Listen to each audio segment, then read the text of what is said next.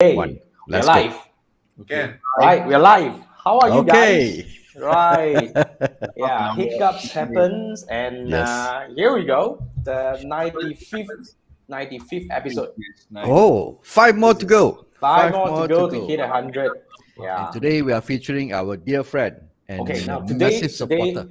today is very important because this is actually where we knight our fourth marketeer, and he's gonna take over the rest of the season of Wait, what? that is still gonna come, right? That's what's gonna happen, right? Okay, do whatever. so what's gonna happen is like after this episode, you gotta practice, maybe from the episode 96 and above. So you gotta be like practicing, because you're gonna take over the show, right? Yes. So I will start saying fundamentally.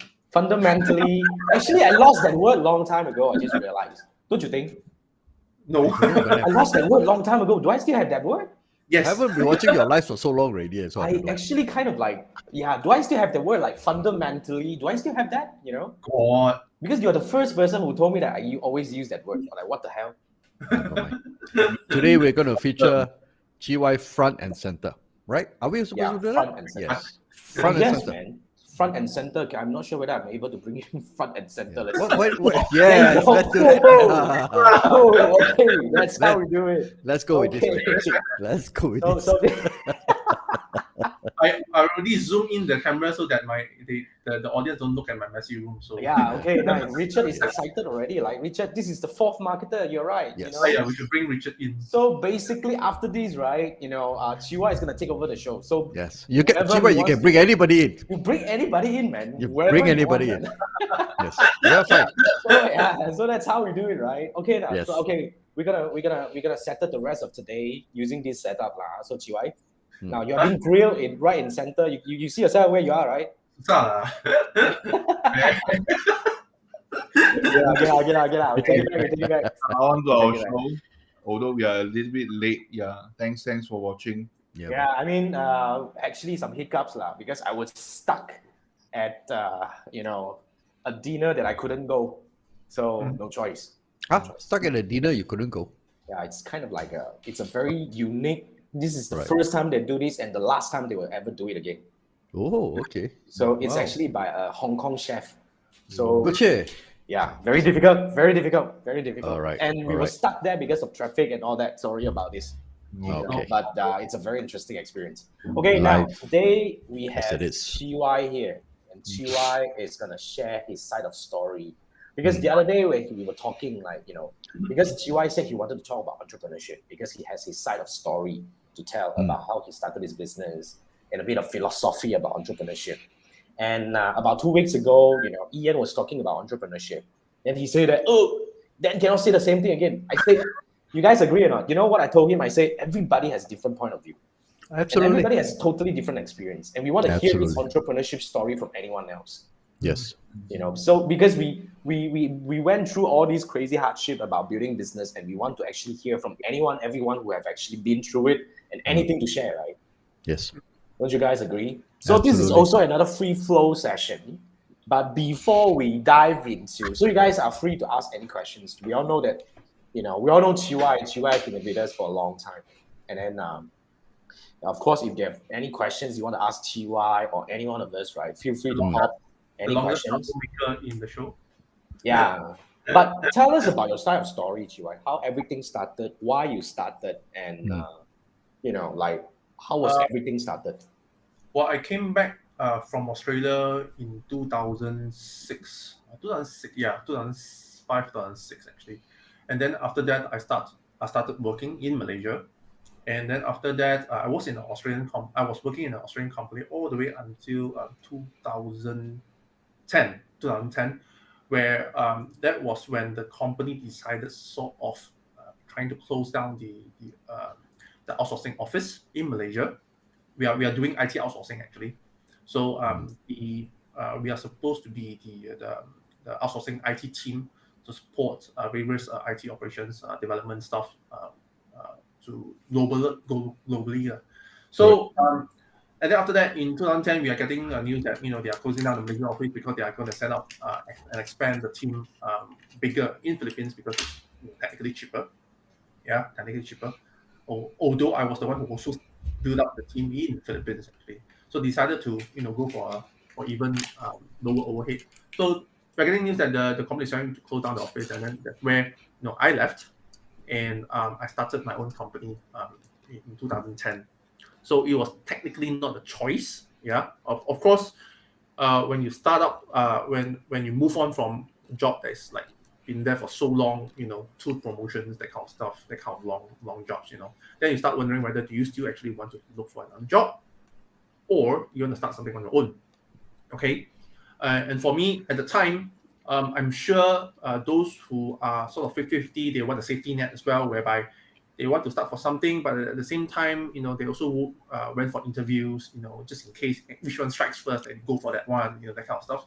So yes, a lot of people actually do half and see whether which one is comfortable for them. So but in the end, I did get some offers, but in the end, I started my own company. So my company, I started with another partner of mine, old partner, whereby we do web development. We are technically a software house, technically, Right. Whereby we do a lot of web developments, PHP, MySQL, JavaScript, web design, e-commerce, So we were one of the first few ones who integrated with IPA, that kind of stuff. Oh, wow. Yeah. And we started working on Joomla CMS, Joomla and WordPress as well. When I worked on Joomla was not even Joomla. It was called Mambos actually. It was way back then. Wow. Okay. Yeah. So all the way until 2013, whereby the partnership didn't go well with my previous partner. So I started, holding up my own company on my own. I mean, I bought over the shares. I bought over shares, and then after that, I started on my own. Yeah. So at the time, that's where, last few weeks, when I asked Ian, have you experienced a downtime whereby, you get yourself, in mind, say, you all think, like screw this, why am I actually doing this? Why not just apply for a decent job and then just 9 to 5, 9 to 6, and whatever that is, and then be done with it. But then again, you can, but then at the time, I felt that probably I'm still young at the time, and still can give it a try, and then You are still young, by the way. if I fall, I fall lah. If I fall, I fall lah. So so that was several downtime whereby company that closed down, the company about to close down, you have to leave. Then at the same time, the partnership didn't went well also. So after that, you just have to pick up yourself up. All these are tough shit, tough shit. Tough shit. But wait. Before sorry to interrupt. You were saying that you were in the previous outsourcing company for how long? Before they decided to close down? 4 years, was it? 4.5. Okay. Wow, that's 2006 to 2010. That's quite long. And prior to that, you never had any experience starting a company prior to that? No. And it never crossed your mind? But how many years of working experience working for people before the 4 years? 2 in Australia. Right. 1.5 in Australia. So Okay. that was technically a freelance, web designer kind of stuff, like a junior developer. So technically, you only work for What, people 6 for years, about sir? 5 years, 6 years. 5, 6 years. And prior to that, never crossed your mind to start your own company or anything. But it's just because of that pivoting moment. Yes, because from small, from as a kid, you are actually nurtured to be, you're gonna get good grades, you're gonna graduate, you're gonna get into the rat race. It's simple. It's like you finish your SPM, 1 year PU, 3 years of uni, 21, you are in the society already. Sharp. Right. But yeah, especially when you delayed, don't come from parents who are entrepreneurs, the idea of starting a business would very rarely that it would cross your mind. Yeah. But my parents were business owners. Oh, okay. So They should inspire you. So they were traditional businesses. Yeah, traditional retail businesses. So but then again, not much of a choice for me at the time. So I just tried to start something on my own. Well, Of course, awesome. we started as a web development company. We do web design a lot. We do a lot of graphic stuff. We do e-commerce solutions. Then at the same time, we get a lot of things like, hey, Chee Wai, you finished our website already. So what's next? Okay, fine. Do you do digital marketing? Nowadays it's very hot. So that was what 2013, 2012, 13, 14. Yeah. So that time whereby people start thinking about Facebook marketing, SEO, that kind of stuff. So that's where I ventured into digital marketing. I started learning about Facebook ads and stuff. Of course, everyone started with posting posts lah. So post. But I would say one thing, because I had a bit of sting in terms of web development and this technical part of business. It's actually very lucrative. It's actually lucrative. It's just that the work involved is insane. Yes, it is. But at the same time, when you started this business at the time, you also get a lot of things like when you did not position yourself properly. You get a lot of, hey, my nephew can do this, from uni, he can do okay. So why are you charging me like 3,000-4,000 for a website? 3,000-4,000 only, for CMS. Back then, when was that? When was that 3,000-4,000 back when? 2010. 2010, 3,000-4,000. 2010. 2010, 3,000-4,000, quite expensive. It's still expensive. Quite expensive. No lah, 2010 I was charging like 30-40K for website. I was charging starting from 8,000 back then also. Mine was 30, But 3,000-4,000 got people say expensive one. Whatever price one, got people say expensive one.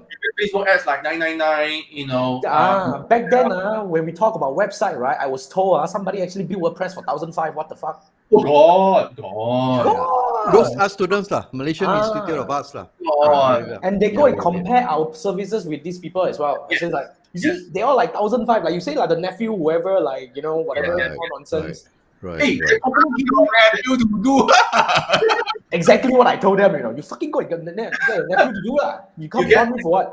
You get things like, hey, I'm giving you the other quotation gave me free hosting for 1 year, that kind of stuff. Yes, all the time. This is actually so far, no, I've not had customers. I was lucky, I guess. I didn't have customer service. But then again, we were doing a lot of e-commerce integration kind of stuff. Or you get bullied into giving in, saying, oh, hey, you are just starting out, Yeah, especially when you're starting out, you need a job. Then you die, you give in, then you do say later. Do that. That's really the do that thing. You say do that you. Yeah, totally that's where you do not know how to protect yourself when whatever things that you list inside the features or the scope list inside the quotation. Then after that, you start adding functionalities inside by the client, requested by the client. For example, it's like, let's say for example, you agreed to build a house for the client. Then after that, at the end of the day, during the development, the client started asking, can I have a fountain? Add room, add here, add subway, add like landing, add helicopter. But if you think back, it is a necessary journey because by virtue of us jumping blindly into taking a job, we now then learn basically what are the things to avoid and what are the things that because if everything was smooth, right? You happen to get a great client and they start giving you money and you made your money from there, you will never understand about scope creep. You will never understand about value pricing. Yep. Right. So I think every entrepreneurs have to go that phase lah. What RFP? Just back lah, come tell me lah. I'll just try to do it for you lah if I can. Then die already. Yeah. Then you know that bloody hell, this one must charge for next time. For example, when I first started, we do e-commerce website. So fine. So you tick on the project. Then after that, if you do not put in your scope properly, right, and you agree that okay, no problem, I will start uploading the products for you just to get you per store, that kind of thing. But if the nature of the business of the client is say a baby store or whatever, you have 200, 300, 400 products, you want to upload that, then when you're going to go live, and then after you touch-ups. Actually, I've done it, I've done it. At one point, when I was really desperate to get these kind of things pulled off, I've done it. I totally feel you. We all do nonsense things to actually secure the job. Yes. Yeah. Because back then, totally agree with you. We were young, we were naive. We thought that this is what we're supposed to do to secure the job.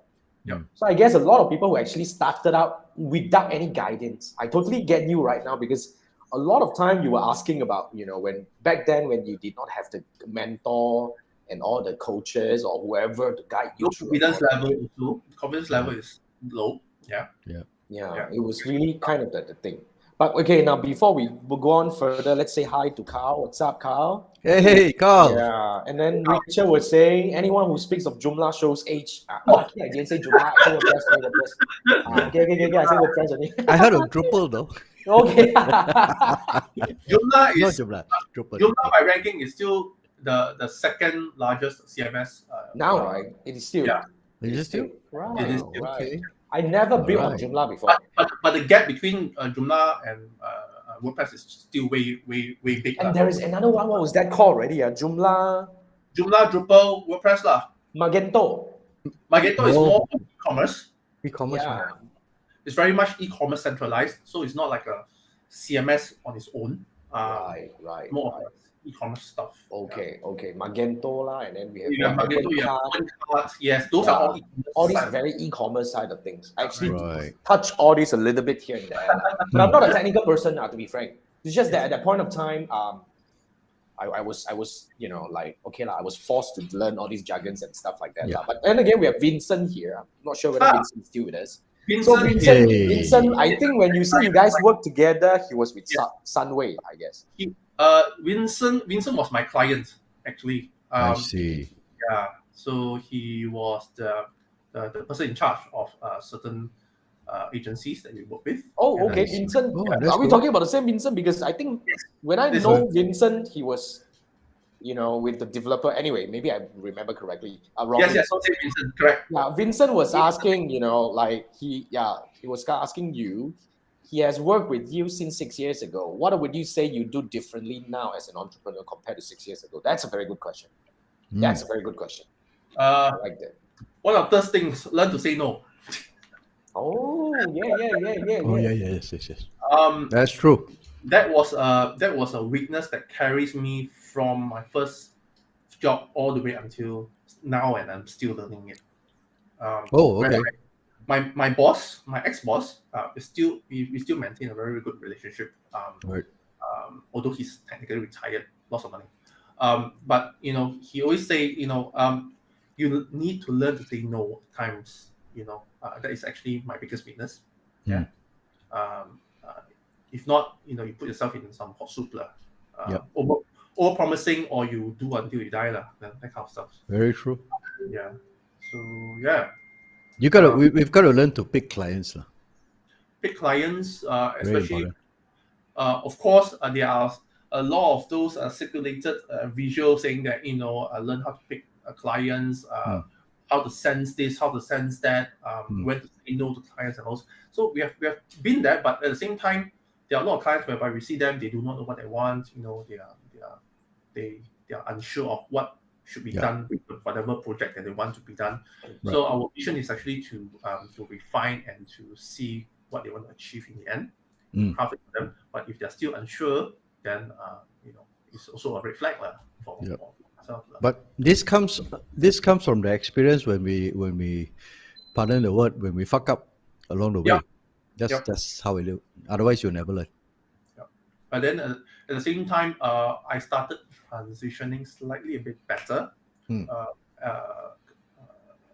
Starting out as a software house kind of stuff, until we moved to the stage where we partner with advertising agencies and creative agencies.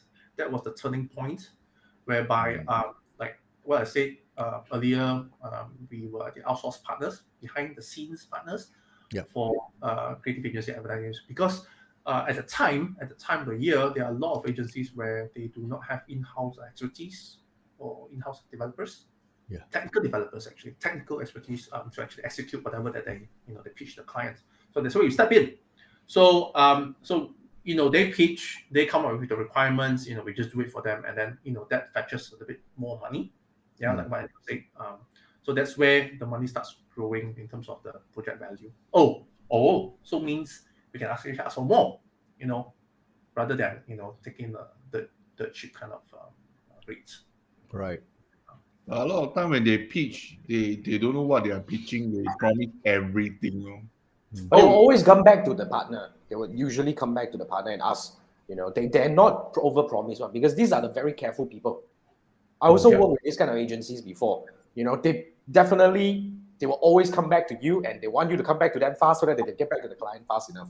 Right. Yeah. But at the same time, there are agencies whereby they really like, okay, can, no problem, come back. Huh? Shit. You say this is a client, hey, cannot do it. You gotta reflect these people, man. You gotta let them go, man. Or you drag me along to the meeting. At least I know what's happening, and I say no, cannot, no, double it. Yeah. Yeah. I've been through something similar as well. That's very interesting. So I was lucky because one of the major partner I was working with was IBM. So I actually learned a lot from them on project documentation. Because they are very particular about this stuff, and they really qualify their clients. The requirements are pretty much airtight. I mean, it's IBM, then again, So when you get a job from them, pretty much as long as you can deliver, you're fine. So when you cannot deliver, what happened? No, they will qualify you also. They will basically put you through a process to understand basically how far. Because end of the day, when IBM goes out and pitch and wins a deal, and if they pick the wrong partner, it's on them. So very well that if IBM select you as a partner, you know that you meet. They'll be very clear about exactly that scope you're going to do. Anything else, they'll find other people. They've got a huge list of vendors. So that's the good part. All right, nice, cool. That's true. Which also pivot the company, whereby if you work with creative agencies, advertisers, 4As, you then start learning what is the agency industry doing, what did they do, how did they actually do their work, Very cowboy, proper copywriting, Then after that, compared to what I was nurtured through, proper IT, SDLC, proper way to do software development, there's a PMO up there. No, so it's like if you go to agencies, sometimes it's just you just whack. So Chee Wai, despite all these challenges, and roadblocks and all those things, what actually kept you going? What kept me going? Yeah. Sometimes I do wonder myself, what the hell am I still doing this? And yet tomorrow you'll be back in your desk and then you'll start, talking to clients. This shit again. But what if you think back, what are the things that must go? When I started this business, yes, number one, I have no choice, and then number two, I actually loved web development. I actually loved web design. So I was technical person previously, but of course, I do not code still. I don't code nowadays. I just created a what do you call that? A 徒弟 lah, in a way lah, where I throw in whatever that I know, then after that, you do your stuff, Wow, that's nice. Yeah, so I grew protege. Protege. I grew him from scratch lah. So wow. Yeah. So that protege stayed with me for like 7 years? Yeah. Okay. Yeah, 7 years. So yeah, what kept me going? I do not see myself going back into the corporate world anytime soon. At the same time, when you started working, you started your business, you get to know a lot of people. I'm a people person. Yeah, I'm a people person. I like to meet people. So when I started, pivoting the business into bigger clients and etc., I'm more inclined to do business development, and I actually meet the people, get the requirements right, come back, talk to the people, talk. Yeah, that's better rather than doing the work itself. Because my ex-boss, not official mentor, he also said that work on the business, not in the business. So work in the business, die lah. Yeah. Although I'm still like half. I'm still doing easier said than done. Easier said than done. I'm still working both sides, both on the business and in the business. So hence, digital marketing, I'm still doing it myself. when it comes to Facebook marketing and stuff. Yeah. Right. Managing campaigns, I'm still doing it myself. Yeah. So which part of a business you like more right now? Like, Yeah, that's a good one. yeah, I mean, when it comes to building a business now, we know that it's not just about coding. It's not just about managing campaign. It also involves people. It involves, management. It involves accounting, So it involves a lot of shit, which is totally the reason why I don't want to grow a company anymore. Yeah. I think everybody knows that, I don't want to, I gave up that, And I do get warnings from clients. Hey, where the hell is your invoice? Wow. Yeah. Okay. Wow. I'm You a got bit- good clients, man.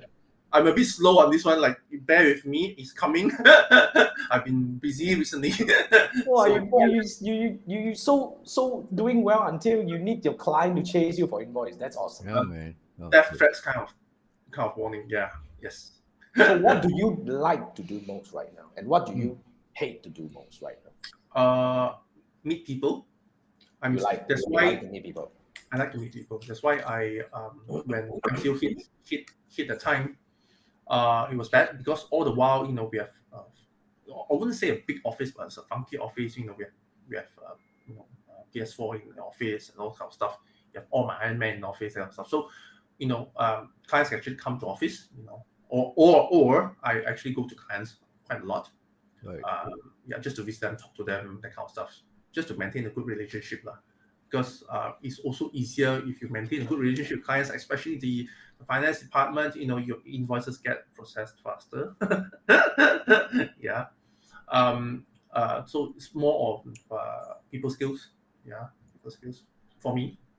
But at the same time, I still like digital marketing, whereby the nitty-gritty of stuff. Why this thing doesn't work? Oh yeah, it's in my copy. For example, recently, we have been doing one campaign, Facebook last Sunday. Facebook campaign. We use mobile canvas. Fantastic. It looks nice. Cover photo, multiple pictures. Click on it, open a mobile canvas. Very nice. No leads, or very few leads. Then after that, I got a something like a moment. Let's change this to a video slide. Screw this, square, the same visuals, all in square, 15 seconds, no music. Leads coming in. Oh, okay. Yeah. So it's just small little stuff like this. I was like, can work. Work better. So these are the things that sort of excite me. And that, I'm still able to do this. But at the same time, I'm always getting lessons from you guys. Each and every one of you meant a lot to me, because I knew you guys from, I think, during MCO as well. I think, was it during MCO? Yeah, I started following you guys since MCO. That was also another pivot for me as well, whereby I get to know new circle of friends, new learning angles, and So attending 3 Marketeers show every week, or whatever side sessions that Jason has. Yeah, every week I can prove you hardly. It gives you a routine / discipline / consistency / commitment as well. You die, you have 1 hour to learn something every week. So what happened when the 3 Marketeers show ends?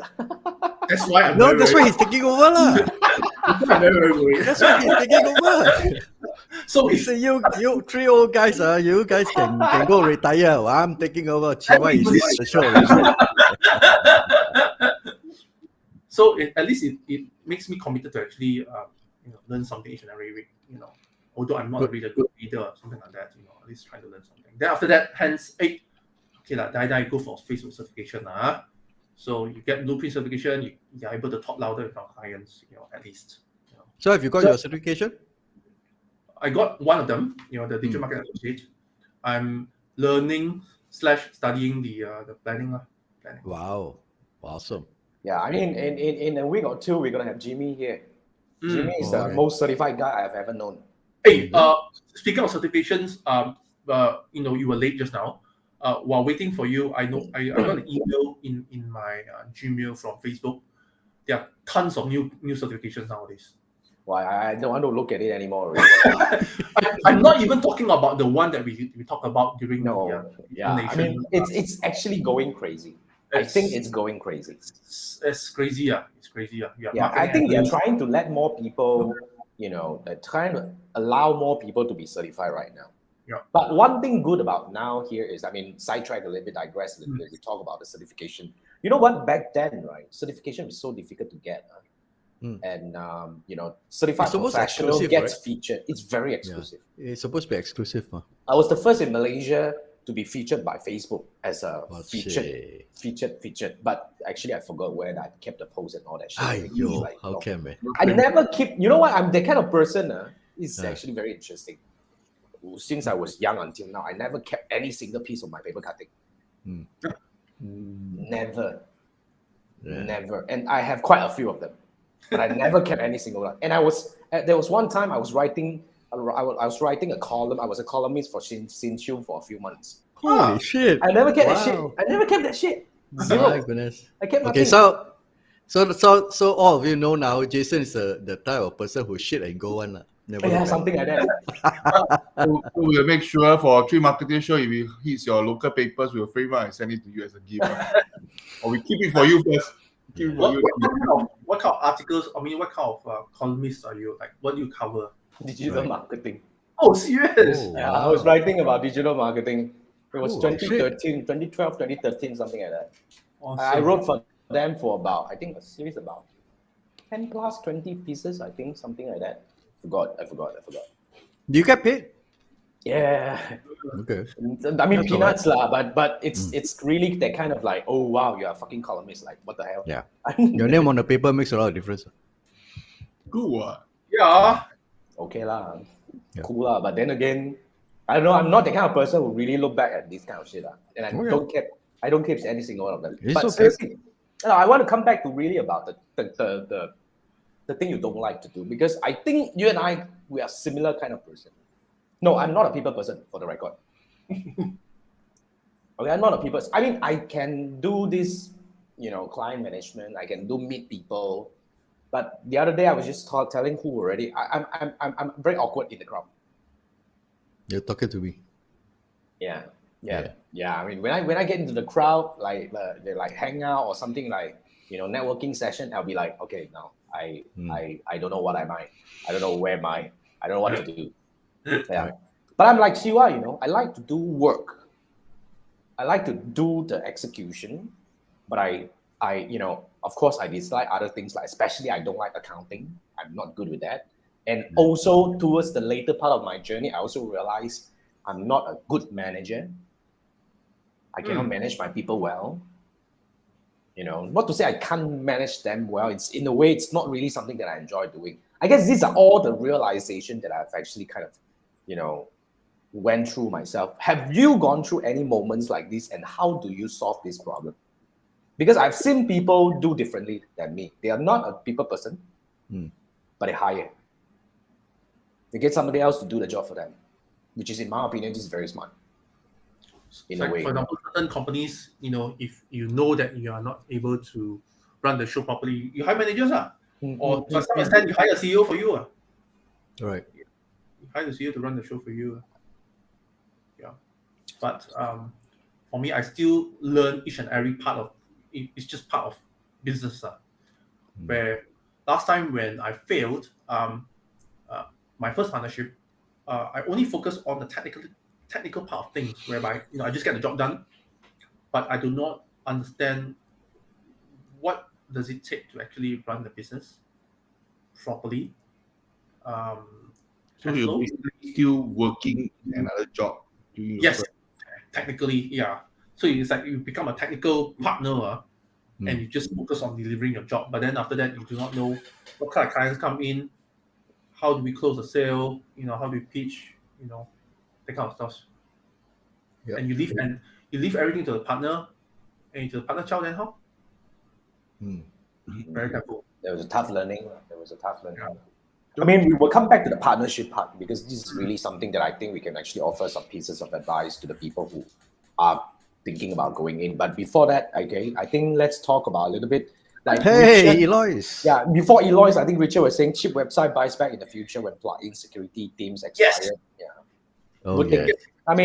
By then you will tell the client in your face, man. in your face. I told you that nothing is cheap. Don't want to sign up right? Don't want to buy security plugins, right? You rely everything on free plugins, right? You get vulnerabilities, hack, control. Then after that, I'm the one who's doing the cleanup, right? That's the cost is. That's where I bring out my big parang. Oh yes, of course. Yeah. They deserve to pay. Yeah. So that's what happened now. Okay, I think Richard knows his stuff. And Eloy was saying, too bad she couldn't meet you earlier. She was helping the company to upload 300 over SKU. Holy shit. Do until she doubted her life. That's the kind of shit that you go through, right? That's kind of like a crazy thing. I mean, uploading was crazy. How we turn things around, Tai Chi a little bit with the client is that we'll educate or try to tell the client is that whatever system that we build for you, end of the day is yours. So you need to learn how to use it. That's true. So I'm going to upload, like 20, 30, 50 products for you, and the rest, I'll train you. I'll even give you documentation, but then do a YouTube video. Yeah, then at the end of the day, then it's yours, So we just follow the step. Yeah. Yep. Else I'll do that you like really do it. I mean, but Eloy was different. She was working in that e-commerce company, so No choice, yeah. because you have been paid to do that, no choice. Because you are the person that Chee Wai will be training to do this job. That's how it's done. Yeah. But I remember there was one project that we did for a modeling agency. Modeling. Yes, we did a website for a then- modeling agency. That was one of you the are top modeling uploading agency at one those- time. Those The models, portfolio, photos and all. are- Wow. There was like, I think, 400, 500 plus photos. Not even a single complaint from my artists and designers. Yo. They touch up the pictures a lot. I mean, the original source already, because their portfolio it's already quite nice already. But So they have to feed it for web. Not a single complaint, man, I tell you. Best moment of my life. Okay.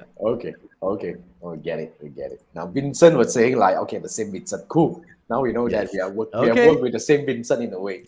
All right. And Richard was saying networking session is to find a corner to stone session.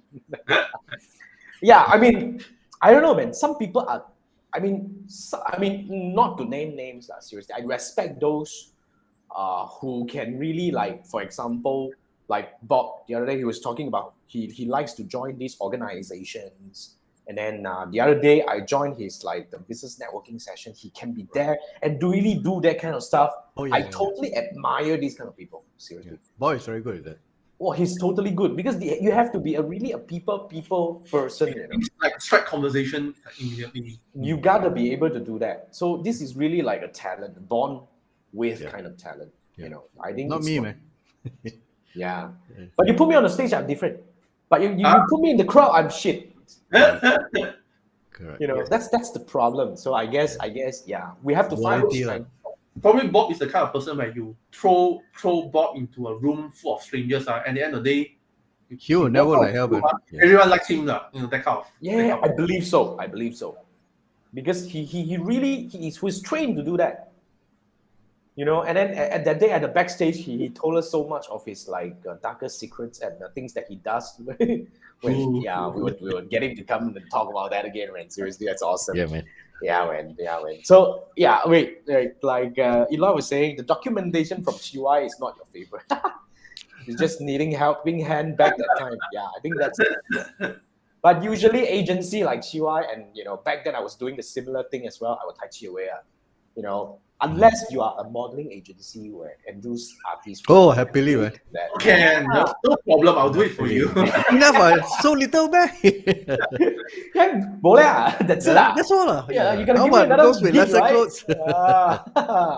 Something like that. Yeah, but I think that's very interesting. Now I want to circle back to the partnership thing. Partnership Important. is not easy because what do you think about partnership now and back then? Oh yeah. Before that. Yeah. Bob, give Bob some airtime. Bob say join him tomorrow at 8. Yes, 4 p.m. and learn marketing networking from Bob. You guys gotta join this. Yes. Anyone who is not good with people, you gotta join this and see how Bob does that. Seriously. Yeah. This guy's insane. You really have to join that. So reach out to Bob, get the link. It's free to join anyway, and join. Yeah. Hey Bob, Okay. actually, since if you're online, I think the version you started with Amit was the speed networking one was a lot more fun. Oh, okay. You guys are talking about a different version of it. Yes. The first version when it started, it was Amit. The concept is this. The system will randomly pick people and you get to meet that person for what, 5 minutes? No, 5 minutes or 3 minutes or something like that. Yes. And then you talk and then after that you switch to another person. Oh, that is pretty fun. Yeah. And you get to know a lot more people. No, it's not like that. No, like the other day. Now I was it's on just, like, Zoom. Yeah. people now it's on raising Zoom. hand to Correct. to Yeah. share That about one themselves. takes a lot more because you got to speak in front of a lot more people. That takes a lot more guts. Immediately like that, I was so awkward already, the other day. Never I turn on raised my camera. hand, Our friend never turn on camera. I was, can you guys see the totally awkwardness of me in this kind of situation? When I I was go thinking- live like this, right? Yeah. I'm No perfect. problem. I'm Yeah. perfect. When I teach, I'm perfect. But when I'm like a total stranger, a room of total strangers, I was like, Yeah. I was I wanted to shout already. Wait, Jason, turn on your camera, lah, bloody yeah, hell. man. But I was that, I was totally, I don't know what the hell to do, man. I was like, quietly, good boy. Okay. Bob, Yeah, let's crazy. feature Jason for one and see how he survived this, man. Let's Yeah, put him man. through some fun hell. I realized I can't do this. I really can't do this. That's why I totally respect. I respect Bob 100%, 1,000%. Absolutely. You guys are crazy, man. You are crazy, insane. Yeah. But I so think in business, eventually we learn to overcome this, stuff that we don't like and we know we have to do, no choice. that's why I'm CEO, right? I'm actually happy. Hmm. When you're a small business, you have to do everything. Right? You do everything. Yeah. There's no- And whatever journey that is builds character. Builds character. But You'll notice that when you first started and now it's a bit different, the way you manage things, the way you see Of course, things. of course. Of course. Comes to age. but Yeah. sometimes I You want think. Diva talk about age? But when I was thinking, and most of the time you should be highlighting your strength, then avoiding your weaknesses and pass the weaknesses to if you can get someone to do. Some people cannot do digital marketing, so that's why they get someone to do it. But I'm curious. So, Chee Wai, when you continue the story, so you realize that you've been doing all the technical, then basically you're working in your business, as in working as a job in your business. So then what happened if the other guy, he also don't want to, what will be the arrangement? So Oh, I handle technical. He will be handling business development in a way / client management / front end, basic. front end. So it will be a bit careful, whereby despite being a partner, you just don't just do your work, but you have to look at are we actually having a healthy cash flow? Are we also having a healthy revenue coming in? Project delivery / management. Yeah. Right. So you wear multiple hats, huh? Yeah. have to, I mean, like, although there's an arrangement whereby you handle this, he handles that, but you just don't let go like that. That's also one of the things that. So can I say in the sense that you are vetting or double checking? Yeah, double checking. I mean, like, it's like a fair kind of thing whereby you can check my things. Yeah. I can Check and also- balance. There has to be some form of check and balance. There will be, you see, when it comes to partnership, I personally believe even if it's 2% or even 3% in the business itself, there will always be one person calling the shot. Else it will be chaotic. Say it's a four of us in the business. If like 25%, then if something crash, if Chee Wai and myself take side, we want this client, then the Jason and Andrew say don't want to take this client, then 50-50, how to decide? Throw a coin. In the end, one person has to stand up and lead in a way. Yeah. And then also I also experienced from this partnership. I also experienced a VC. Oh. Yeah. Coming in, a bunch of investors come in, pump, as if it's like a big group, that kind of thing. This group, one does this, one does this business arm do this business arm do that, and your business arm actually do web development / marketing kind of stuff. Right. So in the end, nothing works out because none of them is like making money. Yeah. And you talk about spending, like what I said last time, is about spending money more than you make money, then you die also.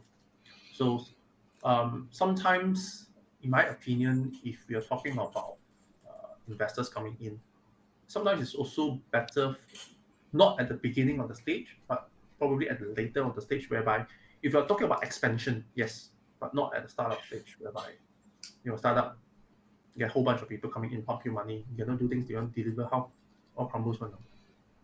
But if you start your own, you grind, somewhere in the middle, I would expand, but no money. Yeah. Actually, why did you take in money in the first place? I believe at that point of time you were making money, right? No. Or at Barely. least surviving. Yeah. You definitely definitely bootstrap and you survive and you are Survive. positive in a way and you have your ways of making money. What was the reason you raised? I ask this question because it's actually a very important question because a lot of people will be tempted. Yeah. Do bigger scale. Wow, got people to invest for. Who sold you the idea of bigger scale and what captivated you? My then partner, lor. What captivated you? You can grow faster or what? Probably the people that pump in money are they themselves are business owners or some who and who, that kind of stuff. Right. So it's like, oh yeah, like looks legit, macam yes, okay, let's go for it, which is a bad choice lah. I see. I think a lot of people when do business itself, they always think to grow bigger, better, faster. That's a natural inclination, right? Yeah. Because when it comes to growth, right? Easier road lah. It seems like easier road lah. It's not easier road. I would say it's the picture that you paint into yourself, in my opinion. Because I've been through that. Yeah. I've been through that stage where I was seeing, I actually painted a fucking picture of myself, and I thought that, I can do this. If money comes in, things will change. And I did go and fucking raise the money, and it dragged me through a crazy, a very crazy journey, I must say. I was invested twice. It's not easy. Both were not easy. So I would say a lot of times, right?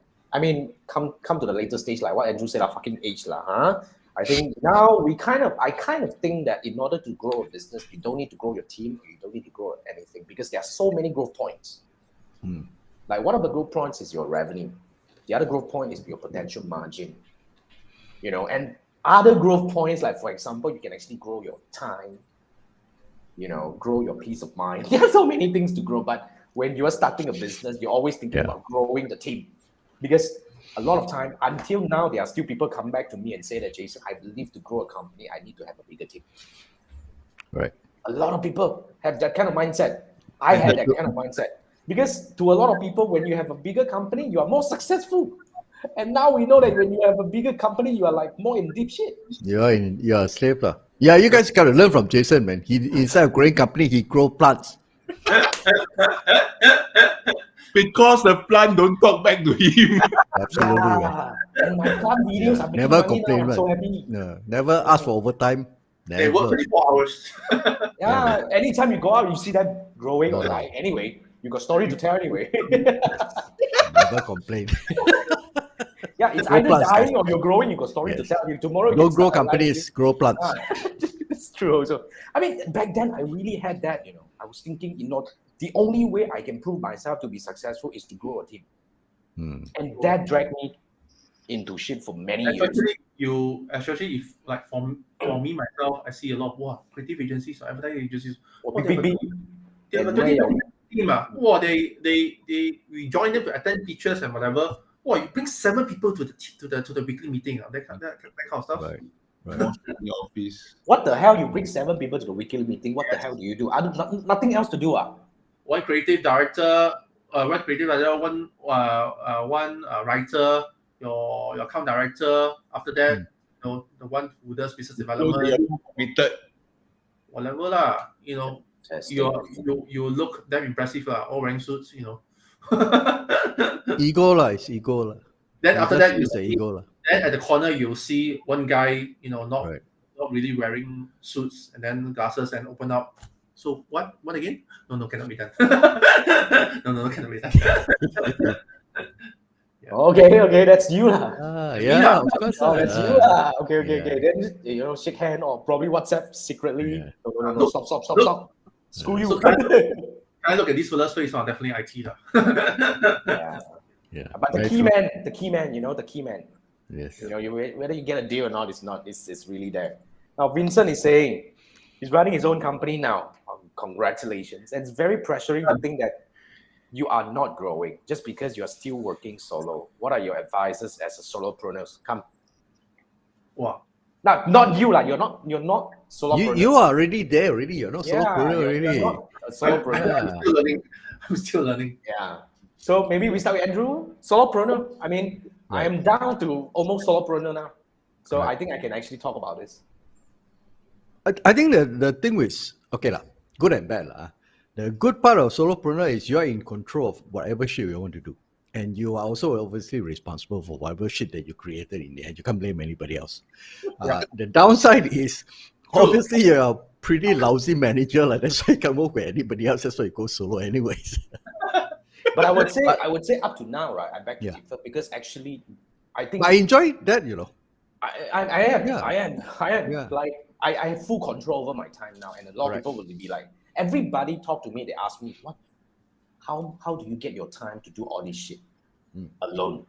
But to be frank, I always like to tell people, actually, I still have time. I still Because have you get to choose your projects, you see. quite You some decide. time. Yeah. Yeah, but here's the thing. I would say, if there is anything that we learned through the pandemic, one thing that must be something. I mean, one of the most important thing that I learned is, in fact, you can have a team without having a team. There are so many ways to get somebody else to help you on something that you don't want to do, or you can't do it yourself without really adding the headcount into your team. Correct. There are specialists There are anywhere else. specialists, and I was told the other day that a virtual assistant is not expensive and they are very capable. Absolutely. You don't need to add a headcount. Back then we were adding headcount like nobody's business, and we were thinking that in order to grow and to be seen as reputable and growing, the only way is to grow team. But now I think everybody is shrinking their team. Oh, yes. So I guess it's like, how can you feel that? I mean, in my opinion, how can you feel about growth right now? This is how I'm actually doing it right now. Okay, every single day I do a check whether am I making progress. In what form? Progress in what form? Progress Financial? as in like financial is definitely, there are so many things. Right. When it comes to growing, even if you're a solopreneur, even if you're like a very small team, there are so many things when you're growing a business. So let's talk about a business perspective. Okay. Okay, business perspective. Revenue is just one of them. All right. It's definitely one of the important ones. But there are also other things like, are you making progress in terms of your, let's say, I actually pay a lot of attention in terms of the processes, optimizing the funnel, optimizing the business SOPs and stuff like that. Oh, for yourself lah. For myself. I'm Jason constantly managing Jason. Yeah, I'm constantly thinking, how can I reduce time of video editing right now? Oh, yes, yes. How can I reduce time on video editing? How can I make more video if I need to with lesser time? How can I make more money with the same amount of work or even lesser work? I think about that a lot. You see, when you want... This is working on the business. Yeah, when you think... Yeah, I mean, in my opinion, this is how can you make more money without committing more time? So I was thinking, is there anything? So and another thing that I pay a lot of attention to is how can I get more qualified leads? I'm almost every day thinking about listing and working on something. So very similar to Bob.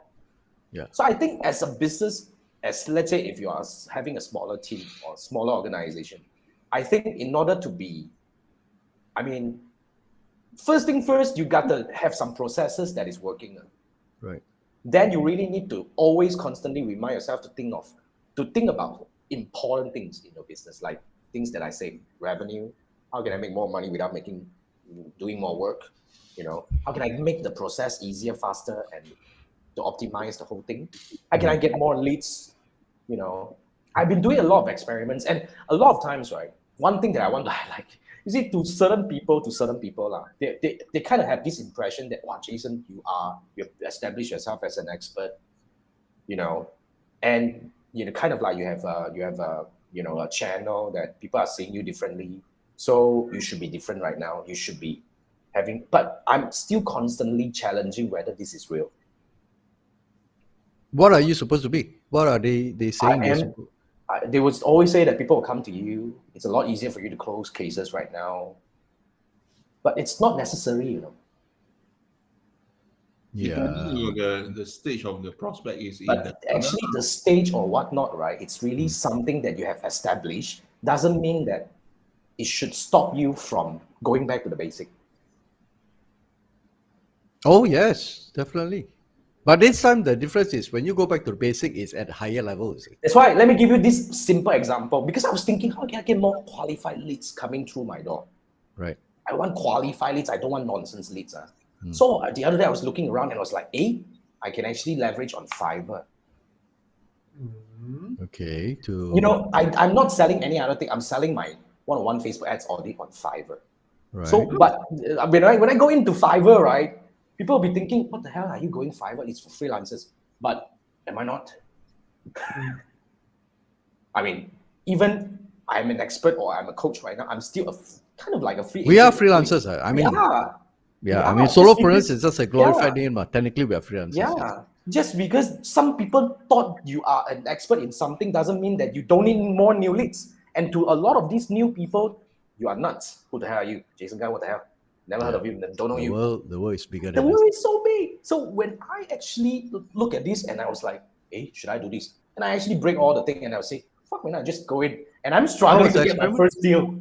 I'm struggling to get my first deal. But I'm doing a lot of optimization. But then I realized I have an advantage.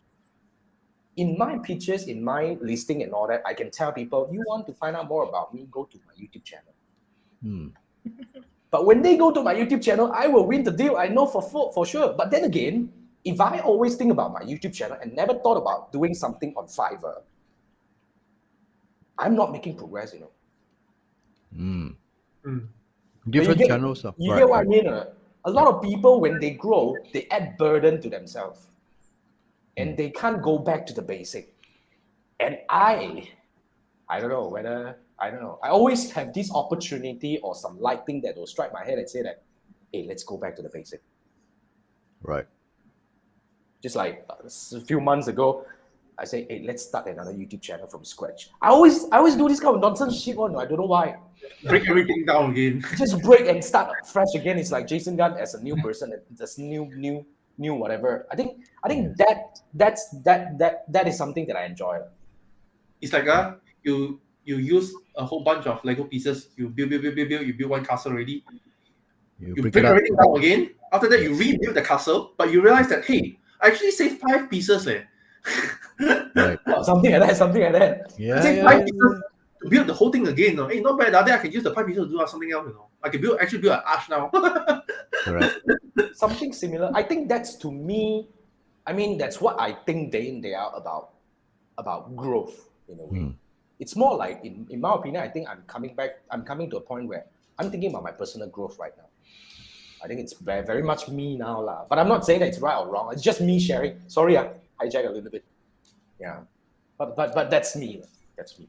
Yeah. But okay, now we have Law here. What's up, Law?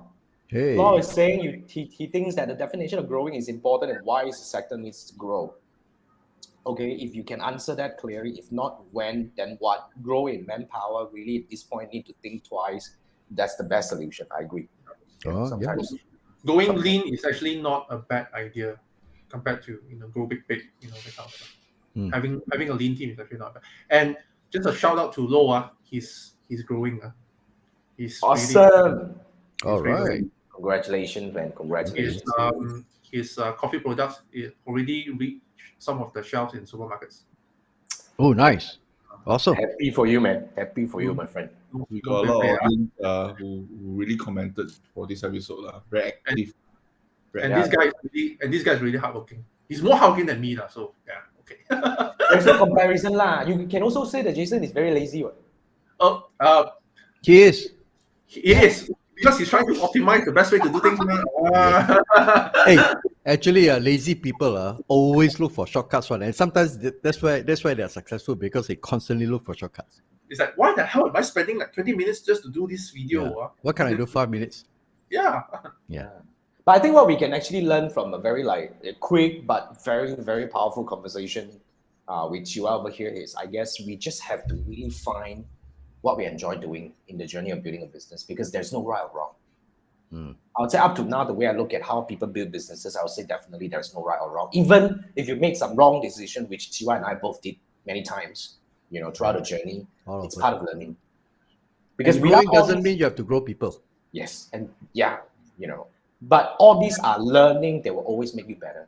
Remember, I think we'll come back to the bottom, to the basic of why we are starting a business. In fact, it's actually to build ourselves. Being an entrepreneur, going through this entrepreneurship journey is definitely your personal growth journey. It's bottom line is still how you want to become a better person, whether you want to become a better manager, or you want to become a better entrepreneur, or you want to become better at anything. You just have to define what you want to get better at and focus on what you truly enjoy. I think that's what really matters. I don't know whether you guys agree. True. Yeah. So okay. And Law was saying he's not smart, so work hard. That's very good. That's a good thing. Hardworking people usually become more successful. Won't die, won't go hungry. Don't go wrong on these guys. Richard was saying sometimes looking at people selling Hokkien Mee at food store, they anytime better cash flow and reserve better than Absolutely. SME. I mean, absolutely. Absolutely. Shout out to all Chap Fan out there. So that's why we don't compare. I guess we just have to be, we just have to enjoy what we do, lah. Yeah. If you don't, I think Lo has a point. It is important to be clear on your respective definition of growth, because there's no right or wrong. So for Jason, obviously, is can he do more for less? Can he make more money by doing less? So that's his definition of growth. Similarly, for me, my definition of growth is, can I, every single hour that I spend, can I increase that value? Right? Or can I, when I make an offer, can I increase that offer the next time? Every time I make a new offer, it should be more expensive and you get more people to buy. Not necessary for, getting more people. So certain people, their definition of growth is, I want to be surrounded by, like Chee Wai, like his, some agencies, I want to be surrounded by a posse of 7 or 8 or 10 people whenever I go. That's growth for them. So I think it's important to wrap up is, you got to be very clear as to your definition of growth, and you got to live by it. Yep. For better or worse, live by it. It is. It's part of the journey. And sometimes it can be a very lonely one. Oh yeah, absolutely. So I joined Chee Wai in the 3 marketers or the 4 marketers or whatever marketers. Chee Wai is going to lead the show. I don't know where he's going to do it. We are convincing him to do that. What convincing? He's on already. Yeah, he's on already. He's been knighted. Yeah. Fucking do it now, man. Seriously. So take this show over. Right. So please follow Chee Wai if you have a Facebook page already or YouTube channel already. You gotta do that already, man. And Yes. you guys can go over and follow him. That's where he will start doing his journey. Because I think it's also about time that Chee Wai should, you need to step up. You gotta build your brand already. I mean, it's August 24th, episode 101. So everybody, please badger Chee Wai. August 24th will be he episode will have 101. to start something. Yes. He will have to start something, and we will become guesses. We take turn. Yes. That's